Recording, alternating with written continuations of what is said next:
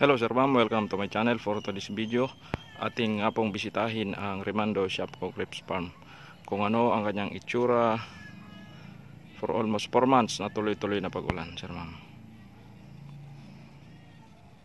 So ang nakikita nyo po ngayon ay ang dating napakagandang at napakaraming bunga na Rimando Shopko Grapes Farm. Subalit, dahil sa patuloy na pag-ulan, Sir Ma'am, dito sa La Union for almost 4 months na tuloy-tuloy na pag-ulan, ngayon ito na po ang kanyang kinalabasan, Sir Ma'am. Yung dating malago na dahon, yung dating napakaraming bunga, ay iyan na po, nagsilagasa na ang kanyang mga dahon. Yan, kung yung titignan, halos mga tangkay na lang naiwan at nasunog yung kanyang mga dahon, Sir Ma'am. Yan, kung titingnan nyo po, Sir Ma'am, halos mga tangkay na lang po yung naiwan. At ito, ang kanyang nakikita, yan, ito po ay yung pinanggalingan ng bunga na nasira dahil sa patuloy na pag-ulan. So ganito ang mangyayari sa inyong grapes farm, Sir Ma'am, pag ito po ay nababad sa ulan. Ito yung mga dating bunga, yan, ito, naglaglagan na po ang kanyang mga bunga dahil sa tuloy-tuloy na pag-ulan.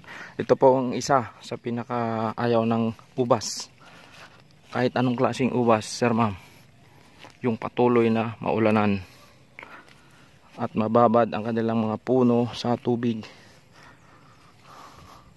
Sila po ay, kung hindi mamatay, sila po ay, yan, matuto yan ng dahon, katulad yan, Sir Ma'am. Kung nakikita nyo, naglumot na po ang kanyang lupa dahil sa tuloy-tuloy na pag-ulan. Ito, ganun din, naglumot na ang lupa, pati yung damo namatay. Subalit sa awa ng Diyos, yan, nakasurvive naman sila. Nakasurvive naman ang ating ubas, walang namatay. Subalit kung titignan natin ang kanilang mga dahon, yan, naglaglaga na ang kanilang mga dahon, Sir Ma'am, at puro putik na sa baba. Yan, putik, putik, putik. At ito yung aking bagong tanim, yan, yung ang lago-lago na aking tinanim ay ito na, naging bansot, naging super bansot. So kumbaga, yung katulad ng nakasulat sa Bible, ubas yung kanilang ginamit sa pagtuturo ng buhay ng isang tao. So kinukumpare yung ubas sa buhay ng isang tao. So after ng pagsubok, yan, kailangan bumangon. So after ng napakahabang pag-ulan for almost 4 months, yan, natuloy-tuloy na pag-ulan, so kailangan bumangon ng mga ubas na to. Subalit kailangan nilang alagaan, Sir Ma'am, kailangan ng suporta. Yan, so ang kailangan gawin dito ay i-pruning uli.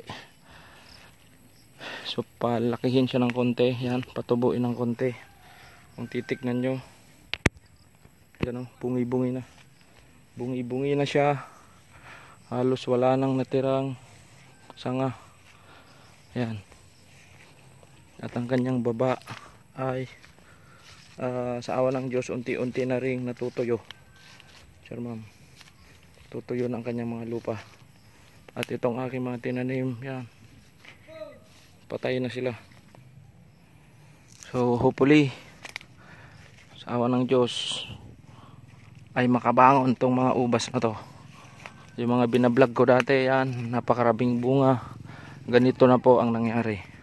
So yung mga nagbabalak na mag-ubas dyan, ito po ang isa sa inyong paghandaan, yung matinding pag-ulan at kung ano pang mga natural disaster na darating.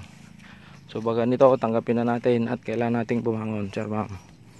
Yan, kung titignan nyo, yan, halos malanta na sila. Kunan natin sa taas, yan, bungi-bungi na. Ganito ang kanyang itsura. So babalik po tayo sa cycle, dating cycle. Ipo-pruning po ito. So after pruning, lalagyan ng abono. So pag nalagyan ng abono uli, yon, daily routine ang gagawin. Magtanggal ng mga tendrils, magtanggal ng mga galamay, ng mga side shoot, yung mga hindi kailangan, ganun. So parang babalik sa dating proseso. Ganun lang, sir ma'am. So pag nakuha na niya yung proseso, paulit-ulit na lang po yun. Subalit yung gasto ay paulit-ulit rin. So kailangan talaga ng matinding puhunan kung tayo ay mag-uubas. Yan, kuha natin sa ilalim. So ganyan ang nangyari, sir ma'am, sa Rimando Shopko Grapes Farm, na napakaraming bunga noon. Ngayon ay halos mga sanga na lang ang naiwan. Subalit sa awa ng Diyos, wala namang namatay na puno. So kailangan bumangon, back to zero. And back to zero din ang gasto. At kung titignan nyo, yan, so sobrang tagal lang pag-ulan, halos lumot na sa baba. Oh, lumot, nagbiyak-biyak na lumot. Yan, nagbiyak-biyak na lumot. Naging lumot na yung lupa.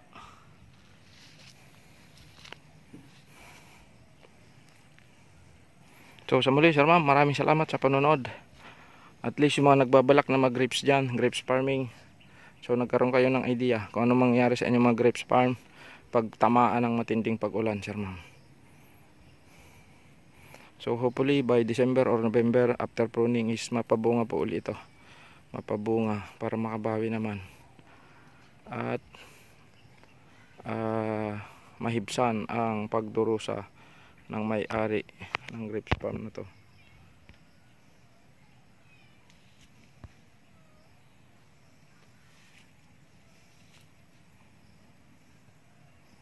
So Rimando Shopko Grapes Farm after ng matinding pag-ulan. Thank you and God bless.